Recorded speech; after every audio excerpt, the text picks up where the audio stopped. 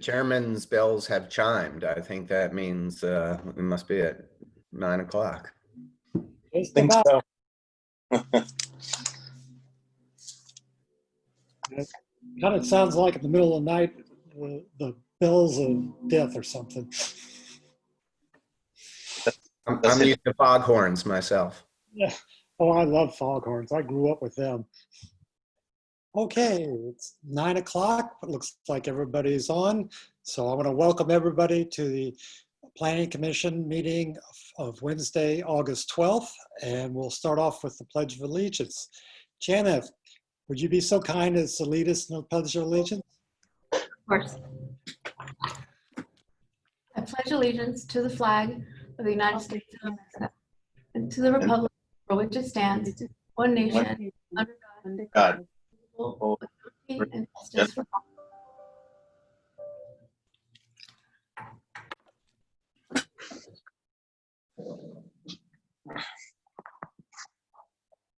Janet, will you do roll call for us? Commissioner Gupta, Here. Commissioner Santa Cruz, Here. Commissioner Hanson, Here. Commissioner Ramirez, Here. Commissioner Ketchum, Here.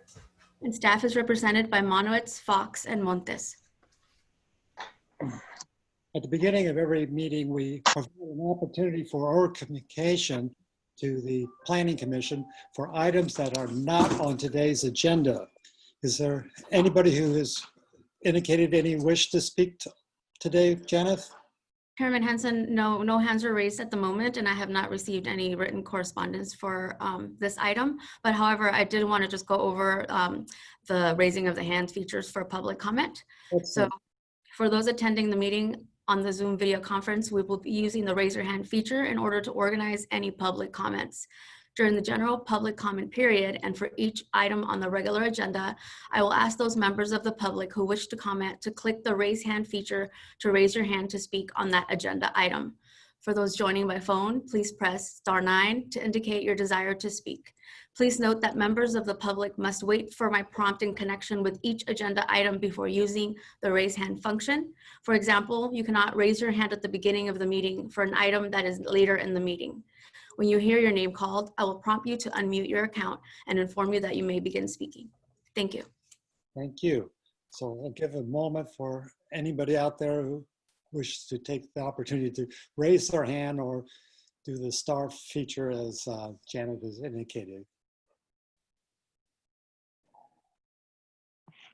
I don't see any on my screen, so we'll proceed to minutes. We have 2 sets of minutes in front of us. Is there any updates or motions to accept? I make a motion to approve the minutes. Second. Okay, we have a motion in front of us. Janet, will you do the roll call? Commissioner Gupta, Aye. Commissioner Santa Cruz, Aye. Yes. Commissioner Ramirez, Aye.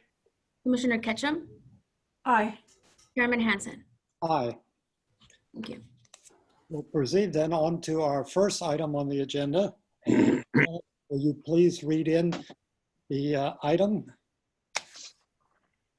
Item 1, owner Tomcat Ranch LLC, applicant Carrie Burke, file number PLN 2019-00379, location 2997 Pescadero Road, Pescadero, and the project planner is Kelsey Lang.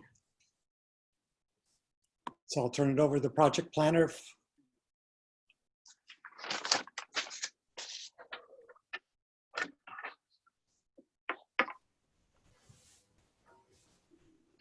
All right, good morning, commissioners and chairman. I'll be presenting PLN 2019-00379 for Pescadero Road. This is an after-the-fact coastal development permit and planned agricultural permit to legalize a greenhouse and barn to office conversion.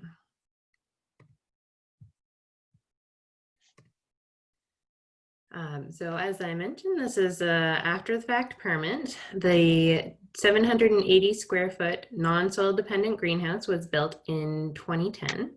And a legally existing barn was partially converted into 6 offices, 2 bathrooms, a lunchroom, lounge, and storage area for ranch headquarters in 2012. Both of these structures are within the 12-acre developed area of the ranch, which totals 1,118 acres overall. There's no grading, tree removal, or vegetation removal required or proposed. Here we have an aerial view of the main property that we're talking about today, outlined in green. The other properties shown are the other properties that are part of the ranch and used for grazing. And then here we've zoomed into the developed area of the ranch. And right up at the top is where the greenhouse is, and then over about midway down on the left is where the barn that has been converted to offices is. And here we're looking at the greenhouse. As you can see, it's being used for growing plants currently. And then this is the barn that has been converted to offices. So the pictures along the top show the bottom level where they took stalls and converted them into individual offices, as you can see on the right-hand side. And then the 2 of the pictures on the bottom are the upper level, which are used for storage and a lounge area. And then the workshop is still on the bottom level as well. So this property is in the agricultural land use designation, as well as the planned agricultural district zone. And it's been reviewed for conformity in the general plan with the vegetative, water, fish, and wildlife resources, soil resources, rural land use, visual resources, water supply, and wastewater supply, and found to conform with all of those policies. The proposal was reviewed by the Agricultural Advisory Committee on May 11th, and they found that there would be no negative impact to agriculture by legalizing these structures. And the structures also conform to the criteria of the PAD permit issuance, as well as the zoning district setbacks in height. Being in the coastal zone, this project was reviewed against the development, visual, and agricultural components of the local coastal program and found to conform. These legalization will not have a significant impact on coastal resources or agricultural productivity, as it's within the developed area of the parcel already, and it's not viewable from a public road. The 2 structures are categorically exempt from CEQA. The greenhouse, because it is a small structure that's accessory to existing agricultural uses, and the barn to office conversion because it's converting less than 2,500 square feet of an existing structure with minor exterior changes. Given that, we are recommending that the Planning Commission approve the coastal development permit and planned agricultural district permit subject to the conditions and findings listed in attachment A.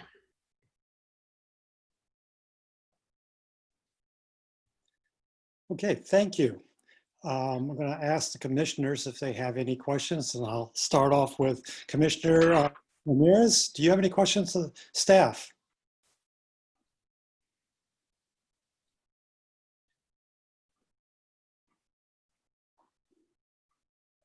You need to unmute. I thought I was unmuted. No, I'm saying not at the moment for staff, but maybe for the applicant. My question is with regards to the use of the office. It seems like it's a lot of space for office. Is it exclusive to the operation of the farm? So the applicant may be able to speak to it in more detail, but the offices are used as ranch headquarters for the grazing operation. Okay, so I'll wait for my answer then. Okay, then we'll go on to Commissioner Ketchum. Do you have any questions to staff? No questions, thank you. Sure. Commissioner Santa Cruz, do you have any questions? I just have a question about the sewage of the property. They said it's condition approval. What kind of condition is that pending for approval? So when building permits are submitted, the application will be reviewed by Environmental Health Services again to confirm that there's sufficient sewage capacity for their septic system. So right now we don't know if it has enough capacity for the square footage of the construction. So Environmental Health Services has reviewed the application and conditionally approved it. So they're saying at this stage, what they've reviewed looks good. They're happy with it, but they'll do a more detailed review at the building permit stage. Okay, thank you. Commissioner Gupta, do you have any questions? Yes, I have a question. I'm not sure whether we'll have to wait for the applicant, but I'll ask anyway. Is there any cannabis being grown in the greenhouse or on the ranch? No, not to my knowledge. The ranch is being used exclusively for grazing purposes. Grazing purpose. Okay. Yeah. Depending on how the conversation goes with the applicant, I may bring this up again, but thank you. No more questions. Okay, thank you. I've got two questions. Is the applicant the one who did the original conversion, unpermitted conversion? And I'll start with that one first. My understanding, and the applicant can speak to this further, is that the ownership has remained the same, but that the ranch management has changed hands in the time since the original conversion. And how did this come to our attention? Did the applicant come to us or some other means? Yes, the applicant came forward. Excellent, thank you. I think we'll then go on to the applicant if they want to make any comments on the presentation by staff, or if they have a presentation themselves as they so wish to desire to speak to the commission.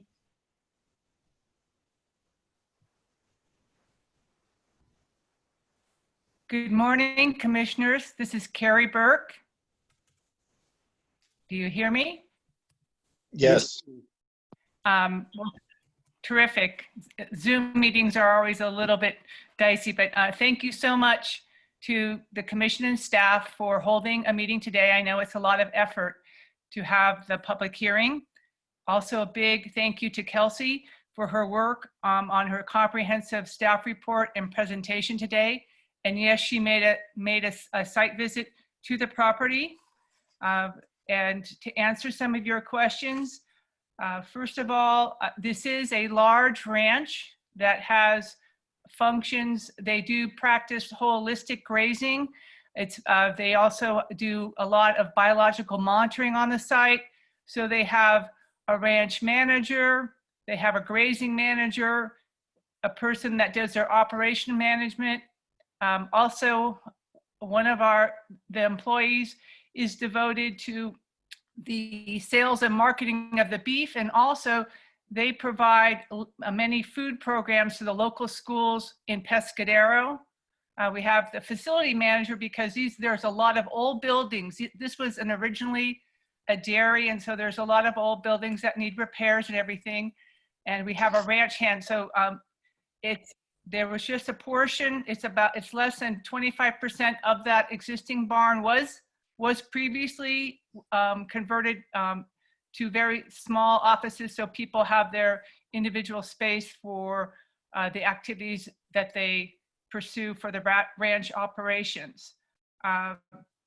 The other question has to do with the septic of yes. We work very carefully with environmental health. Greg Smith and Ed Diaz have been out, so we went through making sure that, of course, in getting the permits, that all of the systems are up to standards. That was the whole purpose of coming in to obtain the permits. In the past, there was an overzealous staff member that they got a little, ambitious, but we wanted ourselves to come in and have everything for the ranch under permits. And so that's the purpose of this application. And Mark Heine is here also, I believe, on the video. So if you had any additional questions, we'd be glad to answer them. The landowner agrees to all the project conditions, and we will, once this concludes, if it's a positive recommendation, then we will obtain all the necessary building permits to conclude this chapter and have all these items covered under all the sanctioned permits by the county. So if you have no other questions, that's my information for you this morning. Thank you. I'll ask the commissioners, and I'll start off again with Commissioner Ramirez. Do you have any questions of the applicant? Yeah. How big is the operation? How many cattle, heads of cattle, do you normally have in the ranch? Commissioner Ramirez, it varies depending on the grass year. So we can run a cow calf of 150 to 100, just depending on grass conditions, market conditions. So it varies, but they work with a biologist to make sure that the amount of grazing does not compete with some of the birds. They work very closely with the Blue Point, if I'm getting it right, but some great care and thought that goes into also on the soils management. So they don't overgraze it, but it is definitely a commercial grazing operation. The Left Coast Cattle Company, they market their beef, and so this is. But some of the areas are a little hilly, so that's the amount of ground that it takes to run that amount of cattle in that manner. Okay, a follow-up question to that. So how many people does it take to run this operation? Well, you mean as far as more the cowboys? Yeah, in general. Rather than the Yeah, how many people? Yeah, they have you have a ranch, the grazing special, Mark Biaggi, and then you have he's got a ranch hand, and then maybe you have some part-time during the busy time. You have the younger people that they can hire, the day help that they would hire. Okay. All right. Yeah, thanks. I think that. Thank you. Could I ask a follow-on question to that? Please. Do the cattle or the cows come and go? That they are brought in and taken away? Yes, Commissioner Gupta, they have, that's a great question. And I forgot to answer your cannabis questions, but there's no cannabis in the greenhouse. It's just for plants other than cannabis. So it's no commercial cannabis at all. But no, they practice rotation. It's very practice rotational grazing. So not only on the ranch, but occasion when they have opportunity to grow their herd, then they could seek and actually take them off-site. But at 1,100 acres, that's a fairly sizable ranch. And so, but they move them around because it's that flash grazing which keeps the environment. You don't then go down to the roots of the plants. And so that's one of the things that they do practice is rotational grazing. So the cattle doesn't stay there? Doesn't live they're there. On the ranch, but yes, the cattle live there. That's they are on the ranch. But within the ranch, you move them around to different pastures. Okay. Thank you. Can I go ahead with my next question? All your questions. Okay. So I noticed that this construction took place in 2011. And so I would like to know what activated this application after 9 years. Well, I was not aware of the, myself, I go to the ranch only on occasion when necessary, but that they had, it's just a cinder block building that they built, and then over time became aware of it. And I said, you know, it would be in best interest that permits were obtained for that is the only new structure that was, since Sheen's owned the property, that has been constructed. So it was just under advisement, and that to, you know, obtain and their willingness is like to obtain permits. Okay, so which one you said was the new structure? The greenhouse, The greenhouse? Okay. the little greenhouse.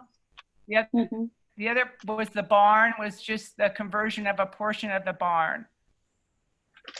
Okay. So does the neighborhood parcels have similar kind of use of their property? Like, Well, those- this is a large landholding. Okay. The Tomcat Ranch is large. I mean, we do have some other larger ones surrounding Pescadero, and that this is a bit unusual in that, being a former dairy, we have more buildings than a lot of the other farms, other than the purely greenhouse. You'll find the greenhouse is more down on Cloverdale Road and in Pescadero proper. But that this is a size of a sizable cattle ranch. So yes, you need that much to run that amount of cattle. okay. And none of the And- buildings are visible. None of the buildings are visible from Pescadero Creek Road. Okay, understood. So you said it was a former dairy? Dairy? Correct. Sorry? Yes. Yes, okay. Okay. Yes, But it it's was a not dairy u- many years ago. Okay, but not used as a dairy now? No, that's been several decades ago that dairies, I think it was probably 40 years ago that it ceased being a dairy and became a grazing ranch. Okay. Thank you. No more questions. You're welcome. Commissioner Ketchum, do you have any questions? Well, I'm just curious, the guest houses, are those for staff, or is there another operation where those houses are used? The houses are used for the landowner. They have, there's a ranch manager's housing there. And then you have the landowner, and she has 4 children. She owns other properties where more of her employees live.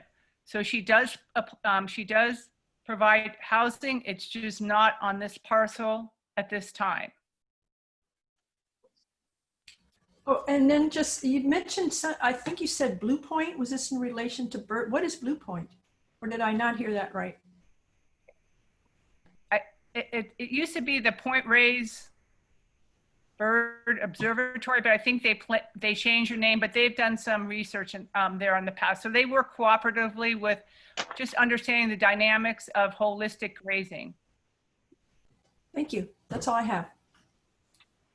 Okay. Commissioner Santa Cruz, do you have any questions?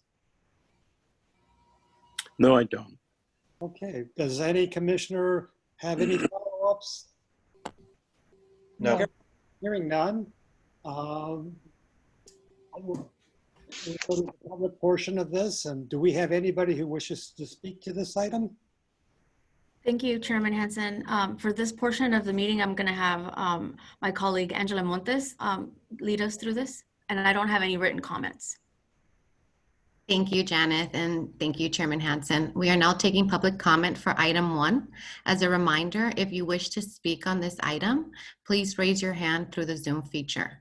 For those joining by phone, please press *9 to raise your hand.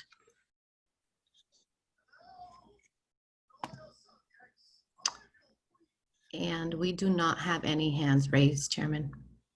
Thank you very much. Okay, then I'll take a motion to close the public portion, followed by a roll vote by Janet. So move. Second. Janet? Commissioner Gupta, Aye. Commissioner Santa Cruz, Aye. Commissioner Ramirez, Aye. Commissioner Ketchum, Aye. Chairman Hansen. Aye. Thank you. Thank you. We're in now the discussion portion of our meeting. Does anybody have any comments or wish to lead this? Chairman Hansen, before you begin discussion, if I could just conclude some staff remarks, if that would be all right with you. Yes. Okay, well, thank you. Good morning, commissioners, and I'd like to thank Kelsey and Kerry and the property owner for bringing this forward towards resolution. After the fact, permits are never easy, and it always helps when you have a willing property owner who's ready to go through all the necessary steps. And so that can take time. And oftentimes when we prioritize what's going to be put forth on the agenda, after the fact permits sometimes are less of a priority if they're not doing damage and the applicant has what they need, so there's not as much of a push. So the staff I will take some credit on behalf of staff. This item's been ready for some time, but it's been the only item that was ready for a couple meetings. And as you might know, we're reluctant to schedule a planning commission meeting when we just have one item because your time is valuable and we like to try and only meet when we have more than one. But this is dragged on a little bit, and so we wanted to get this done with, and I thought it was a good opportunity for us to meet. Now that we have the Zoom option, it makes it a little bit easier so we don't have to travel great distances. So I hope you don't mind. In any event, with regard to the grazing activity and the legalization of this operation, I think it's appropriate to reflect on the purpose of this zoning in this area that is designated for agricultural use and what it means to be a good steward of agricultural land. I think we've learned over time that just letting it sit fallow is not always in the best interest of the natural habitats, and that active management, including the use of grazing, is a way in which we maintain some of our rare and unique species. And so I think that our recommendation today is reflective of our opinion that Tomcat Ranch does a good job of managing the land effectively. We believe that the features they are seeking to legalize are important to support that operation, and we are therefore recommending that you approve the application. So that concludes staff's presentation, and I'm happy to answer any questions. Thank you. Thank you. Does any commissioners have any comments? And lead it off. Please. All right. I'm just going to say that I agree with Steve in regards to the fact that I think they run a good operation there. I just wish that they wouldn't do it this way as far as like building things and then coming afterwards to get a permit, because it sets a bad precedence, for other operations out there to just decide to just go ahead and build whatever you want, and then you can always go back and ask for to fix the after the fact. So I think we should try to discourage this at any cost. And but in general, I mean, I agree. I think that they're what they have done, it's something that is needed for their operation, and it sounds like they have a good management in general, good practices of the ranching operation that they're running. So I am going to support it. And I think we can kind of see that anytime that Mrs. Burke is involved and trying to solve some of these things, she's a pretty good person to clean up things and bring us good projects to fix. So thank you, Mrs. Burks, for that. Anybody else have comments? Go ahead. I would just like to add that I think cleaning this up or legalizing it after the fact, yes, I agree that it's not a good precedence, but I'm glad they brought it forward, especially keeping what Mrs. Burke said about is environmental health benefits. So, and I'm in support of that. So that's what I would like to commend her on. Thank you. I have a question or clarification, Commissioner Hansen. In the letter, it says that they're legalizing the greenhouse and the barn to the office conversion, but in the conversation with Mrs. Burke, and maybe I'm here wrong, it says only the barn to the office conversion that they're doing now? Do we have staff answer that?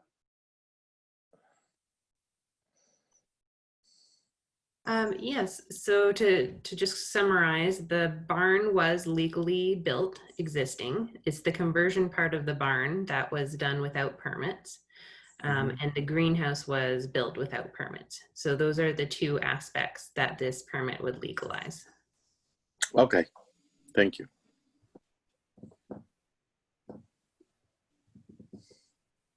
My own comments is, having lived on the coast side, seeing things done without permits, I think it has a historical precedence that goes back over a century. What I do like a lot is the willingness to come in on their own and working with staff and getting it done. And what they're asking for is reasonable. The management of the coast side is reasonable. And I'm unless I'm convinced otherwise, I will be supporting this idea. If I may, Chairman Hansen, I'd like to respond to some of the comments and concerns about after the fact permitting. And I would just note that there's a lot of hurdles that you need to go through, and there are significant penalties in some cases.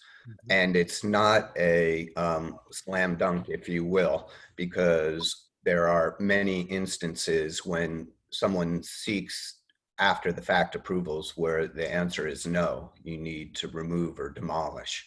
So I think that we certainly have disincentives in place, and we would not be bringing forward a recommendation of approval if we did not believe that looking back on what was done, that it truly is consistent with the relevant policies and requirements. So we don't take these things lightly either.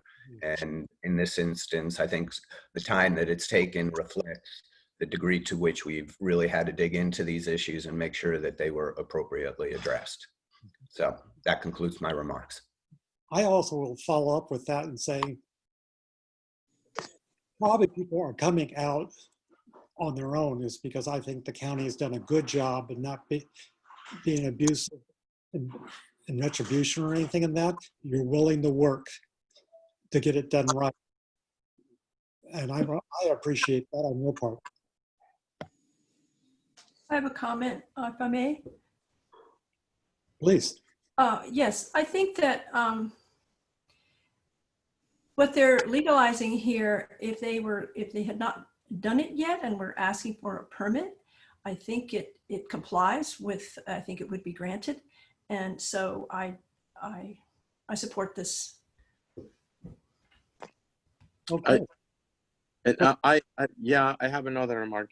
It's just like, you know, these after the fact permits, considering the fact that the state level is being very flexible in some of the amnesties and different programs at the different areas in the county, not necessarily in the farm area, it would not be, I personally think, kind of like, it would be kind of like unfair to treat certain areas of the county or state differently than other housing and other areas are being treated, because in general, the state is being flexible when it comes to the allowing after the facts due to the housing crisis and stuff, even though it's not related in this particular case. I think, in my opinion, it would be, it's a great approach that Steve personally and the county is taking it, because it makes it more consistent in a way with treating our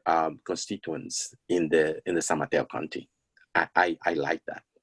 You know, thank you very much, Steve, for allowing people to come over and become legal in a sense. You know, I think it's good. Okay, can I propose the recommendation then? yes, If I may, before we go forward with that, yeah, I agree with that, but I don't know how we can get into you know, discouraging this kind of activity as far as doing you know, unpermitted building and then coming forward afterwards. I just don't have a good feeling about that in general. I mean, it's better that people come forward right from the beginning, you know, get their permits and everything. It's done the right way right from the beginning. So in general, I think the county should continue to try to discourage this kind of activity so that we don't have too many of these things. And, you know, and yeah, I mean, in general, if it has to be done, let's get it done afterwards. But absolutely, discouraging is important. Okay, should I make my Yep. recommendation? Okay, that the planning commissioner approve the coastal development permit and planned agricultural district permit, county file number PLN 2019-00379, based on and on the subject to the required funding and condition of approval listed in attachment 8. we have I'll a second. second that. Thank you. Janet, will you call roll call?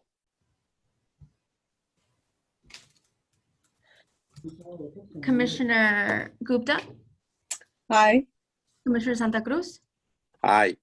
Commissioner Ketchum, Aye. Commissioner Ramirez, Aye. Chairman Hansen. Aye. So it's Motion passes. approved unanimously. Thank you very much. And we'll now proceed to the next item on our agenda. Thank you, Commissioners and Chairman Hansen. The next item is correspondence, and I have not received any correspondence that I need to report to you, but I would like to inform you of correspondence that the department intends to send out. The high-speed rail project has a draft environmental impact report. It is out for public comment. There's been a number of environmental reviews of this project, and I can't tell you off the top of my head what's triggered the most recent one, but the department is collaborating with other departments in the county to issue a letter. I believe the deadline is coming up the second week of September. So if you're interested in knowing about the department's various concerns and interests, I'm happy to share that with you. And if you have particular concerns you'd like to make sure are addressed, I'm happy to incorporate your comments if you'd like to share them with me. So unless there's questions or comments on that, I'm prepared to move on to the next item. Please do. Okay, so there is no study session proposed for the next meeting. But as you'll hear more in my director's report, we are prepping for a study session in the near future on the Connect the Coastside plan. For next meeting, we have 2 items currently on the agenda. But we've got a design review and non-conforming use permit for a new home in Emerald Lake Hills.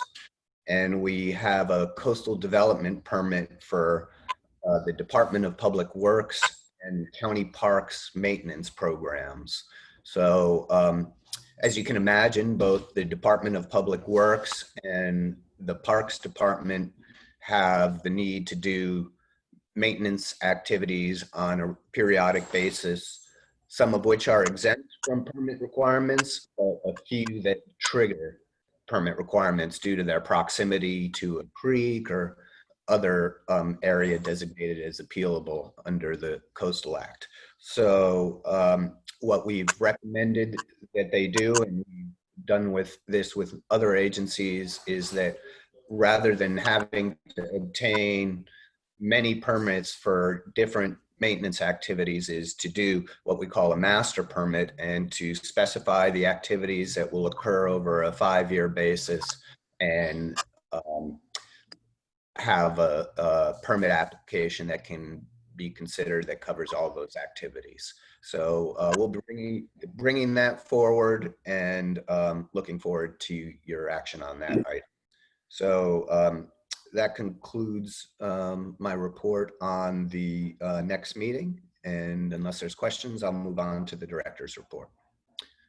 Okay, so just an update on the REACH codes that the Board of Supervisors adopted, requiring new construction, that's new residences and new commercial development to be all electric and to include solar power. Those have been tentatively approved by the state and are set to go into effect on September 10th of this year.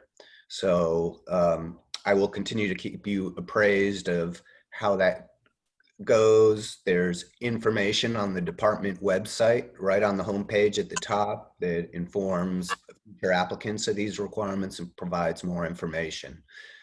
There's a lot of support that's available from the Office of Sustainability and Peninsula Clean Energy for folks who have questions about how to comply. So our hope is that it's a smooth transition, but I'll keep you updated on that.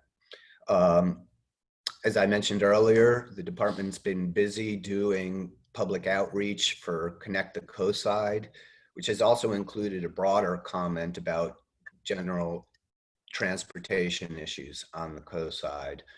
And we're concluding those efforts. I want to thank Janet for everything she's done to help us with those.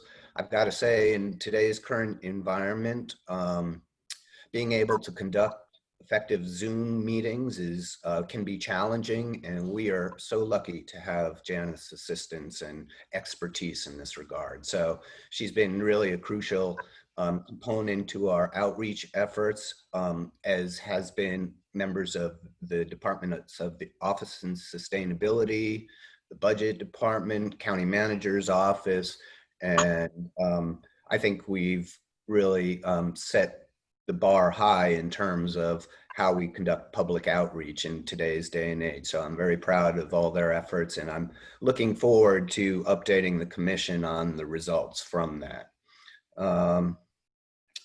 And unless there's questions on that, I'll move on to the final part of my director's report, which is a service update for the department. So we continue to operate remotely. The entire building where our office is located continues to be closed. We are working on plans, as I've mentioned, for a public services window. That's evolved. We had originally envisioned a kiosk within the lobby of our building. We're now looking at a type of bank teller or movie theater service window that people can interact face to face, but they would be outside of the building under a covered area. So those discussions continue to evolve, and my hope is that can be put in place in a timely fashion, because the expectation is this form of operation will be continuing throughout the calendar year and likely well into next year. So we continue to adapt. My staff is doing a good job. They're doing the best they can, working very hard to try and continue to keep our services operational at the same level that they used to be. But I can't underestimate some of the challenges that they face. I really have a lot of sympathy and respect for all the efforts that they've put into it, because we've got a number of vacancies in the department, and due to the economic downturn and the need to prepare for significant reductions in revenue, the county is having to cut costs across the board. And that means a hiring freeze, a promotional freeze. There are exceptions, and I am pursuing a number of them. So I hope that will help. We are also continuing to make great progress on the upgrade of our electronic permitting system. And I believe that that will really make it easier for our applicants to conduct their business online. And also for people who are just interested in following what's going on in their neighborhood, I hope it will have many features that will enable people who want to keep track of new development proposals to, do a map-based search and see what's going on in their neighborhood, keep track of those projects. So I'm really excited to bring that forward.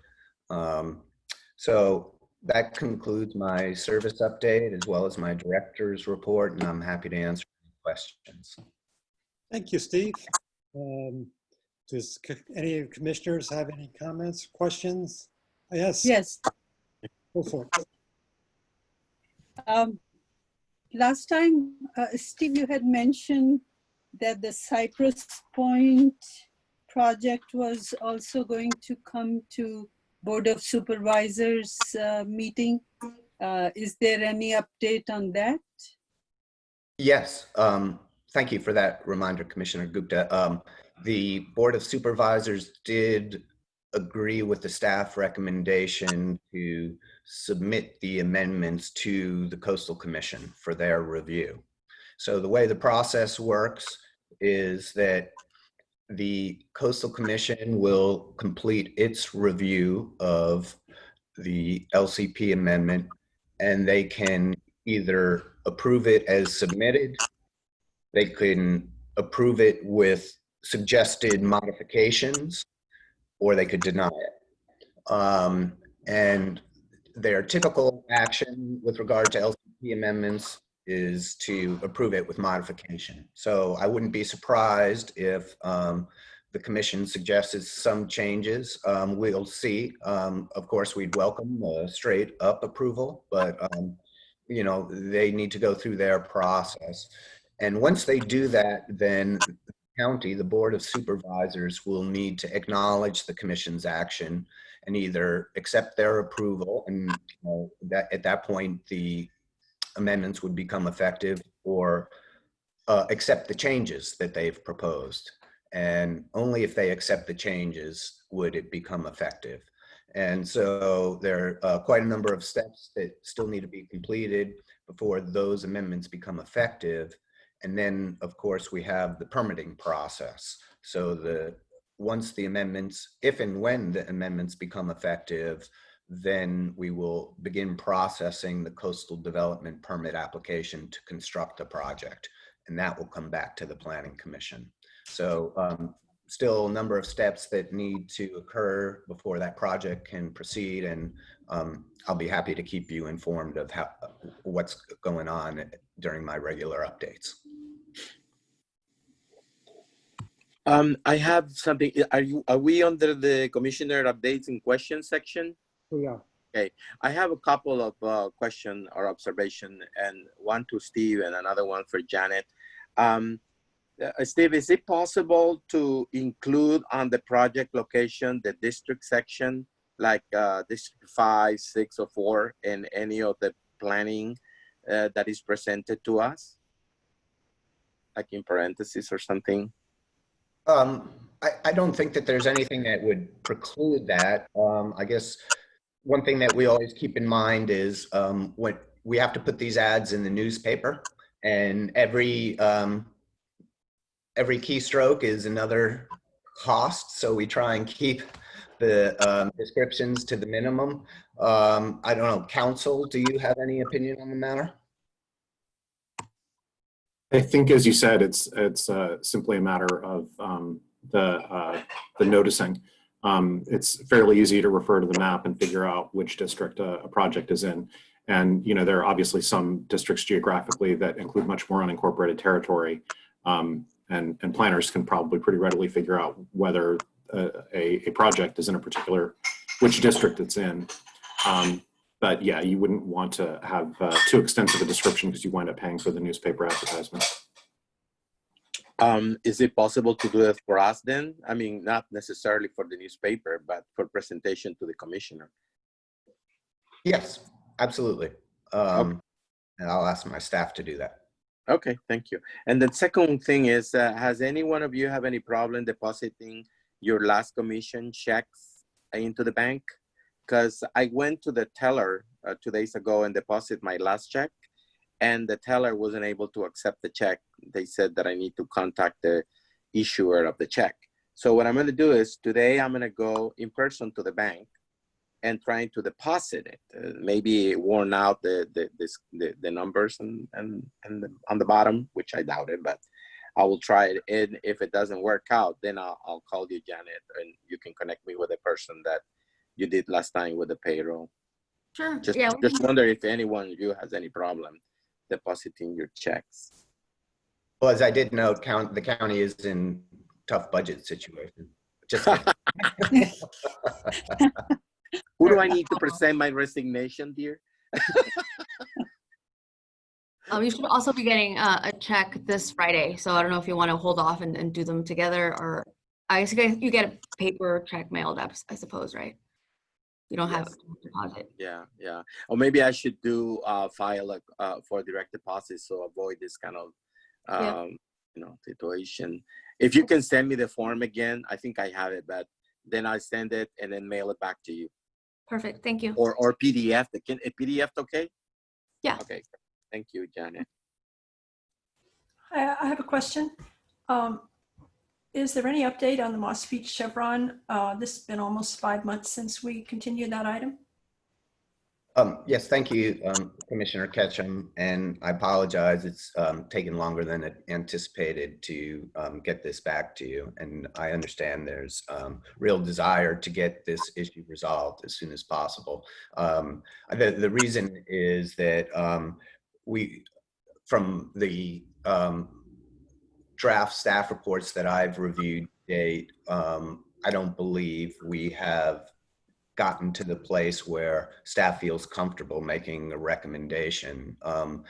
Obviously, denial would force us back into an enforcement action, and that only gets us so far. We want to get something in front of the Planning Commission that we hope you can support and that we hope is consistent with the objectives of Connect the Coastside. And so it's taken more time for us to negotiate between Caltrans and the property owner. As you know, the Caltrans bureaucracy is difficult to work with, and we're getting various answers to our questions. The property owner, I think, has only so much motivation to, collaborate with us and to put forward a project that, is likely to cost them more money. And I know we need to keep the pressure on the property owner to, own up and do the right thing. And so that's on us. And I did receive your message, Commissioner Ketchum, and I think the concerns you've raised, the issues you've raised are totally valid, and I intend to follow up on them and to try and get this back to you as soon as possible. But I want to make sure that either we have something that we can, and hopefully you can support, and if not, be ready to take, and make sure the property owner is understands that we're ready to take significant enforcement actions. So that's where it stands. Is there any consideration? So the same applicant has two projects sort of in the works here. The other one is the Harbor Village RV Park, and it appears to me that there's a lot of progress and activity on Excella regarding that project. Whereas on the other one, where the motivation, of course, is less, seems to be rather stalled. Is there any way to say, you know, this one comes first, or is that, are your hands tied? Well, I think part of the dynamic has to do with while it's the same underlying property owner, it's different tenants. And I think the property owner relies on the tenants to move things forward. And obviously a tenant that doesn't have what they want yet is more motivated to move things forward than a tenant who's, you know, trying to rectify something that's been done in the past. So I do intend to speak with the underlying property owner, because I think his involvement is essential to making sure that we get good progress in resolving the issue with the gas station. So I'd like to suggest that I have that conversation with the property owner before we issue any sort of ultimatum about which one comes first. But unless there's some legal obligation to that, legal concerns about doing that, I think it's something that I could consider and suggest to the property owner that that could be a potential consequence of the gas station not making good progress towards resolution. Thank you. That sounds like a good plan to speak with them. Will do. I have an update. 2 years ago, Parks Department gave us a walkthrough on a potential Ohlone Portola Heritage Trail. Proposal for Many Mile Trail going through the county. The state parks historical department has it on their agenda for this Friday on the consent calendar to approve for the first time a heritage trail. So we may see this move a little farther along than we have for a long time. So just to let you know that this is moving forward. That's exciting. And maybe one day we can take a hike as a group on it. All 90 miles, huh? At least a portion. So any more items? Yes. Is there anything you would like to say about this groundbreaking wave? You know, generally as a legal matter, I think that's best left. Ceremony. I was just going to say that as a legal matter, I think that's generally better addressed offline outside of a public hearing format. So perhaps if there are questions on that, we can follow up individually. Okay. I think the email. But just for my, is that taking place? I have not heard of any postponement. Is the groundbreaking taking place? Is that all? That's the. Yes, to my knowledge, it is. I have not heard of it being postponed. Okay. And I just wanna. Thank you. I just wanna thank team. Very clear email sent to us regarding that matter. I think that was a very useful and informative meeting. Thank you very much, team. Not hearing any more items. Oh, one question about contact tracing. Is there anything you would like to say, Steve, about the contact tracers you were going to assign from your department? Yes, I'd be happy to. We have one planner, Tiara Pena, who's up and running. She's been fully trained and she's Wow. working full time as a contact tracer. We have a second staff member, Elizabeth Kimmel, who has been a part of our IT team, transferring over to full-time contact tracing in about a week's time. And there may be additional staff members that get assigned to that. From what I understand, the training is intensive and very well thought out. TRE reported that she felt very well prepared by the training. I haven't gotten a recent report on how it's going, but as you hear in the news, I'm sure it's not easy. Yeah. I am very confident in TRE's ability to do a good job of it. So, and same with Elizabeth. So I'm happy to contribute to this effort. It's so important, but as I mentioned earlier, it's really placed a strain on our staff. But, you know, I'm lucky in that part of our philosophy has been to make sure that we have backup and backup to the backup for all of our important positions. So although we've lost some folks, I'm very proud of the folks underneath them that have stepped up and filled the gaps. So that doesn't come without, you know, strain and pain, but we're getting through it. And contributing to these efforts is our job as county employees. We're all emergency disaster workers, and so we take that seriously, and we'll continue to contribute to that effort. Thank you, Steve. Not hearing, Thank you for the update, Steve. not hearing any more. I will then adjourn today's meeting. Thank you. all. Have a good day. Thank you. Thank you. Thank you, everyone. See you next time. Bye-bye. Bye. Bye-bye.